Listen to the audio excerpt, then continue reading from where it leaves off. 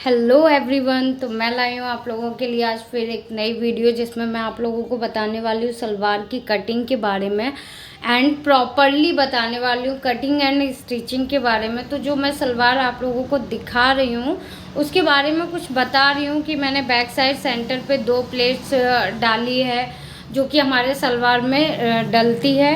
And ये front वाला side दिखा रहे हैं, इसमें भी हम आप लोगों को बता रहे हैं कि हमने फ्रंट पे थोड़ा सा स्टिचिंग करने के बाद प्लेट्स देना स्टार्ट किया, जैसे कि 2-2.5 इंच छोड़ के उसके बाद अपने इसमें प्लेट्स देना स्टार्ट किया है। तो हमने ये जो प्लेट्स दी हैं ये इसलिए छोड़ते हैं जगह क्योंकि ये आसन का पोर्शन होता है, तो यहाँ पे थोड़ा सा स्पेस रहना चाहिए ताकि उठने बैठने में बहुत कंफर्टेबल हो एंड वो लुक बहुत अच्छा है। उसके बाद हमने ये मोहरी बनाई है, 7 इंच इसकी चौड़ाई है और सलवार की लंबाई 35 इंच है। तो हम इसकी कटिंग एंड स्टिचिंग प्रॉपरली आज आप लोगों को बताएंगे। प्लीज़ वीडियो को स्किप मत करिएगा, प्रॉपर देखेंगे ना तो आप लोगों को चीज़ें भी समझ में आएगी और मुझे भी बहुत अच्छा लगेगा। तो प्लीज़ अगर वीडियो पसंद आए लाइक कमेंट शेयर ज़रूर करिएगा। बाकी हम आप लोगों को इसकी कटिंग एंड स्टिचिंग बताते हैं, तो चलते हैं इसकी कटिंग करने एंड स्टिचिंग। तो बहुत ही स्लो मोशन में मैंने ये वीडियो आप लोगों के लिए लेकर आई हूँ। प्लीज़ अच्छी लगे तो लाइक कमेंट ज़रूर करिएगा एंड किसी को शेयर भी कर सकते हैं जिसके ये काम आ सके वीडियो, क्योंकि स्पेशली ये रिक्वायरमेंट के अकॉर्डिंग बनाई गई है वीडियो कि मुझसे कहा गया था आप थोड़ा स्लो वीडियो बनाया करिए। So let's go cutting and stitching. So हम आ गए हैं अपने फैब्रिक के पास। फैब्रिक को हमने डबल फोल्ड करके रखा हुआ है, ये हमारा सलवार का फैब्रिक है तो हमने इसको 2 फोल्ड किया हुआ है और इस तरीके से इसको रख दिया है। तो हम इसमें क्या करेंगे, इसकी जो लेंथ लेंगे वो लेंगे हम 29.5 इंच, वो ऐसे लेंगे जैसे कि हमने 35 इंच लंबाई लेनी, 35 इंच में 9 इंच माइनस करके 2 इंच प्लस करके हम इसकी लेंथ मेज़र करेंगे। तो वो 29.5 इंच मतलब हाफ इंच जो हम एक्स्ट्रा ले रहे हैं वो स्टिचिंग के लिए ले रहे हैं, जिसको हम बेसिकली मार्जिन कहते हैं। ठीक है, तो जो हम इसकी चौड़ाई देखो, इसकी चौड़ाई भी मैं ले रही हूँ। ऐसा नहीं क्या फैब्रिक का जितना चौड़ाई होगा उतना ही कटिंग कर देंगे, ऐसे नहीं करना है। हमें मोहरी के अकॉर्डिंग चौड़ाई लेनी है ताकि जो पहनने के बाद लुक आए वो बहुत ही डिसेंट और अच्छा आए। तो हम जो पट की लंबाई 29.5 ले ली है अकॉर्डिंग टू मेज़रमेंट एंड इसकी चौड़ाई हमने 16 इंच ले ली है। 7 इंच हमें इसकी मोहरी रखनी है, 2 इंच हमने एक्स्ट्रा ले लिया है। तो हम इसको फिर यहाँ से कटिंग करके अलग कर देंगे। ये हमारा पट का कटिंग ऑलरेडी हो गया है, ये डन होता है हमारा काम। उसके बाद बारी आ जाती है कली की। तो हम सेम फैब्रिक जैसा हमने पट के लिए रखा है हम सेम फैब्रिक ऐसे ही रखेंगे। और ऊपर की साइड देखो, आप लोगों को इंची टेप तो दिख ही रहा होगा। ये हमने पहले लेंथ का मेज़रमेंट लगाया है, 29.5 इंच इसकी लेंथ है सलवार की। ठीक है, जो कली की लेंथ आई सलवार की लेंथ तो 35 इंच है, ध्यान रखना। तो हमने इसकी जो लेंथ 29.5 ली, उसके बाद देखो जो मैंने निशान लगाया वो लगाया 9 इंच पे और उसके बाद तिरछा इंची टेप रखा है जहाँ तक हमारी लेंथ है। ठीक है, फिर हम वहाँ इस कली को कटिंग कर देंगे ईजिली। तो हमने इसकी कटिंग किया है डन। सेकंड हम जो कली, जैसे 2 कली कट गई हैं, 2 कली की और कटिंग करनी है, तो हम इस फैब्रिक को पलट के अपने मेन फैब्रिक पे रख लेंगे जिसमें हमें दूसरी कली की कटिंग करनी है। तो उस पर हम इसको अच्छे से रख देंगे और उसके बाद इसी मेज़रमेंट के अकॉर्डिंग उसकी कटिंग डन कर देंगे। और ये हमारा साइड से फैब्रिक जुड़ा हुआ है, इसको हम अलग कर लेंगे ताकि ये 2 कली जो जॉइंट है ये अलग अलग हो जाएं। और दूसरी साइड से भी देखो आसन की साइड से जॉइंट है, इसको भी हम अलग अलग कर देंगे। ठीक है, तो ये काम हमारा डन होता है स्टिचिंग का। इसके बाद हम आ जाते हैं जो इसकी बेल्ट रहती है उसकी कटिंग करते हैं। तो उसकी जो हमें बेल्ट की देखो चौड़ाई लेनी है वो भी मेज़रमेंट के अकॉर्डिंग लेनी है। ऐसा नहीं करना है आपने कि 26 ले ली चौड़ाई या फिर 27 या फिर अपने अकॉर्डिंग, ऐसे नहीं करना है। जो आपको मेज़रमेंट मिला है आप हमेशा उसी के अकॉर्डिंग अगर कटिंग करेंगे ना तो आप लोगों को कभी भी शिकायत फिटिंग को लेकर नहीं आएगी। थोड़ा बहुत देखो लूज़ फिट चलता है, थोड़ा बहुत 19-20 इधर उधर हो ही जाता है अगर फर्स्ट टाइम आप किसी का फैब्रिक बना रहे हैं तो वो सब चलता है, लेकिन एक ही छोटा नहीं होगा आपका फैब्रिक ना, थोड़ा बड़ा रखेंगे तो चल जाएगा। ढीला होगा टाइट हो जाएगा, लेकिन अगर जैसे टाइट है और उसमें मार्जिन भी नहीं है तो आप उसका कुछ नहीं कर सकते हैं। तो चलिए, हमने ये बेल्ट की जो कटिंग कर दी है, तो हमने इसमें थोड़ा सा जॉइंट लगाया क्योंकि हमें बेल्ट की चौड़ाई ना इस फैब्रिक के अकॉर्डिंग, इस सर्ज के अकॉर्डिंग कम आ रही थी। तो हमने इसमें वन साइड में 3 इंच का जॉइंट दिया है फैब्रिक का। तो ये हमने कटिंग कर लिया। अब हम आप लोगों को बताएंगे, देखो हम आप लोगों को बताएंगे कि इसमें सिलाई कैसे लगानी है। मैंने कभी इस ऐसे वीडियो में एक्सप्लेन नहीं किया, बट इस वीडियो में मैं आपको प्रॉपरली गाइड कर रही हूँ और प्रॉपरली बता रही हूँ, ठीक है। तो देखो, ये जो हमने रखा है फ्लोर पे, ये हमने रखा है पट, ठीक है। इसमें ये हमने इस साइड एक कली जोड़ देनी है और दूसरी साइड भी हमने ऐसे ही इस कली को जॉइंट कर देना है, ठीक है। तो ये हमारा एक पैर का घेर हो गया, इस तरीके से ये जॉइंट हो जाएगा। ये देखो, मैं दूसरे टाइप से भी रख के बता दे रही हूँ कि आप लोगों को थोड़ा और ईजिली हो जाए समझ में। ये हमने एक कली नीचे जोड़ी है, ठीक है, इसमें जुड़ जाएगी, और दूसरी कली हम रखेंगे तो वो ऊपर वाले पार्ट पे जॉइंट हो जाएगी। तो ये कुछ इस टाइप से जॉइंट हो जाएगा, ठीक है। और उसके बाद हम, ये आप लोगों को समझ में आ ही गया होगा ये जॉइंट कैसे करना है। कुछ नहीं, सिंपल सिलाई लगाना है। फिर से मैं एक बार बता देती हूँ, एक कली इस साइड जोड़नी है और दूसरी कली दूसरे साइड जोड़नी है, ठीक है। तो ये एक पैर का घेर कंप्लीट हो गया। चलिए अब मशीन पे आ जाते हैं। अब आपको बताते हैं, जैसा कि मैंने आप लोगों को बता दिया था कली को जोड़ना, तो मैं ये पहली कली इसमें जोड़ दे रही हूँ। पहला जो पैर का घेर है, ये पट और कली को ज्वाइंट करना है, ये मैं ज्वाइंट कर दे रही हूँ।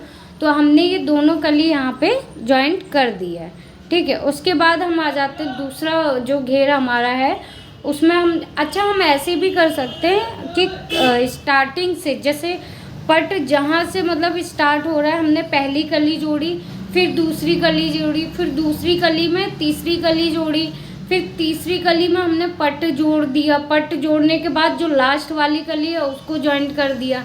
तो हम ऐसे एक साथ भी प्रॉपर भी सिल सकते हैं और दोनों पैर का घेर अलग अलग भी स्टिच कर सकते हैं, उसमें कोई डाउट नहीं है, ठीक है।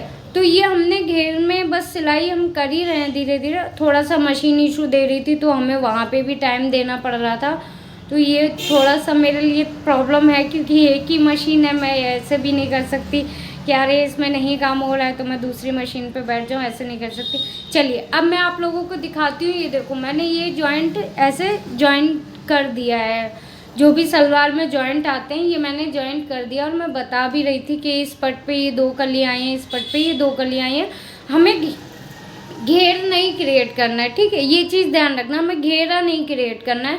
बस यही चीज़ मैं इसमें भी आप लोगों को बता रही हूँ कि घेरा नहीं क्रिएट करना है। इसमें हम लोगों को बस इसी तरीके से सीधा सीधा जॉइंट कर लेना है। इसके बाद हम तैयार करेंगे नेफे को। तो चलो नेफे को तैयार कर लेते हैं। सबसे पहला काम, जो हमने जॉइंट है वो हमें इसमें जॉइंट कर लेना है। जो हमने अलग से इसमें जॉइंट करने के लिए फैब्रिक कट किया था 3 इंच का, वो हम इसमें जॉइंट कर लेंगे।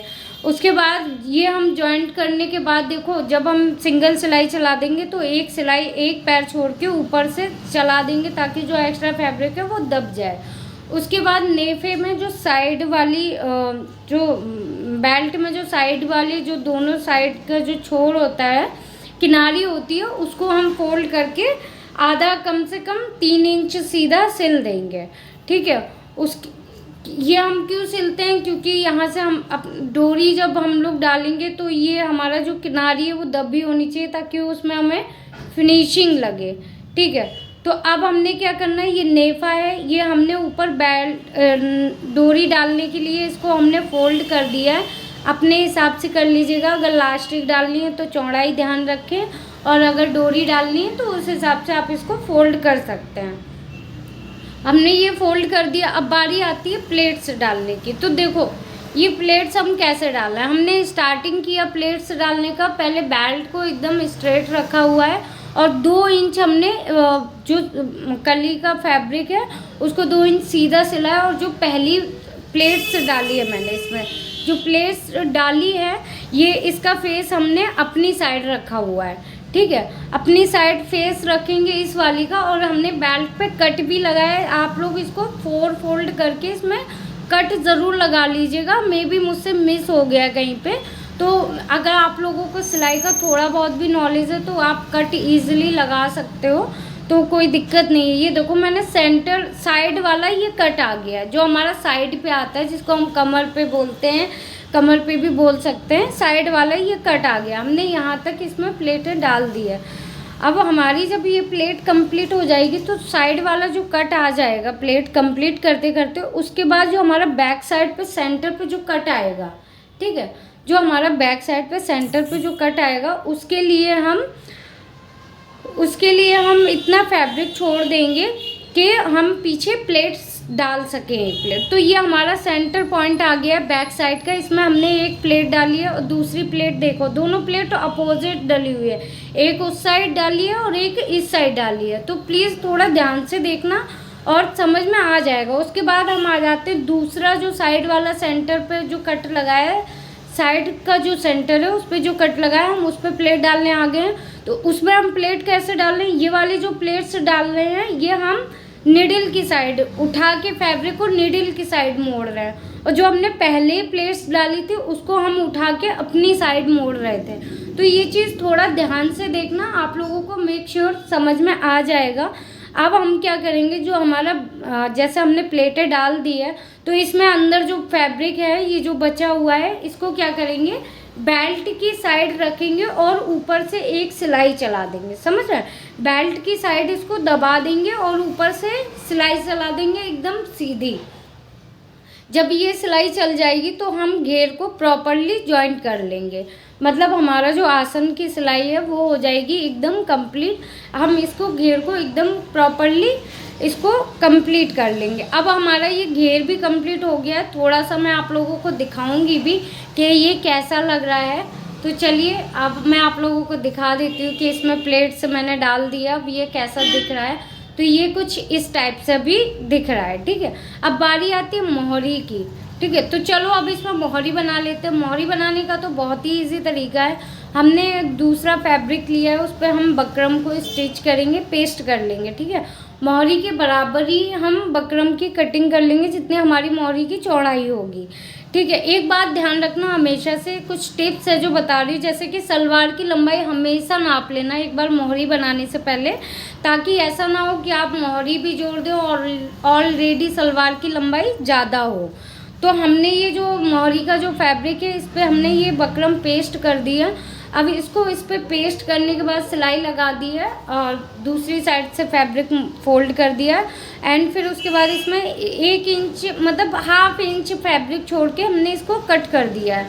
अब इसको हम मेन सलवार की जो कली के ऊपर रखेंगे और इसको मेन जो ये हम दूसरी मोहरी तैयार कर रहे हैं, ठीक है। तो अभी आप लोग इसमें समझ लीजिएगा और अच्छे से पता चल जाएगा। तो ये हमने सिलाई लगाने के बाद देखो इसको कट भी कर लिया, आधा इंच फैब्रिक छोड़ने के बाद ये सलवार पे हमने इसको रख के इस पर सिलाई लगा के और इसको अंदर की साइड फोल्ड कर दिया। बाकी अब इसमें आप पे डिपेंड करता है आप इसमें कैसी सिलाई देना चाहते हो, कुछ डिज़ाइन रखना चाहते हो वो आप कर सकते हैं। मैं ऐसी इसी तरीके की इसमें 2-3 सीधे लाइन लगाती हूँ, उसके बाद डिज़ाइन कुछ भी क्रिएट कर देती हूँ। तो मेरा ये तरीका, आप लोग मोहरी पे मतलब कोई कस्टमर डिमांड कर देता है हमें कुछ इस टाइप से बना के दे दो, तो आप लोग उस हिसाब से भी बना सकते हैं। जो बेसिकली ज़्यादातर यही सिलाई मोहरी पे चलती है ताकि पूरा बकरम अच्छे से सिल जाए, तो इसीलिए हम ऐसी मोहरी इसमें बनाते हैं। एंड हम अब इसमें देंगे मोहरी की जो फिटिंग है वो रहेगी 7 इंच, ठीक है। तो हमेशा गाइस एक चीज़ याद रखना, मोहरी की जो फिटिंग है वो कस्टमर के अकॉर्डिंग ही रखना, क्योंकि किसी को एकदम मोहरी छोटी पसंद है, जैसे उसकी जो घेर है वो कम खुला हुआ हो वैसा पसंद है ताकि पैर से निकले नहीं हो। कुछ लोगों को चौड़ी मोहरी पसंद रहती है, जैसे 7 इंच थोड़ा मतलब बैगी टाइप रहे, तो उस तरीके से। तो हमने मोहरी कंप्लीट करने के बाद हमने इसमें ये जो मेन जो सिलाई होती है वो भी लगा दी है। तो ये गाइस फाइनल लुक तैयार हो गया है, देख लीजिए, समझ लीजिए। वीडियो पसंद आई हो लाइक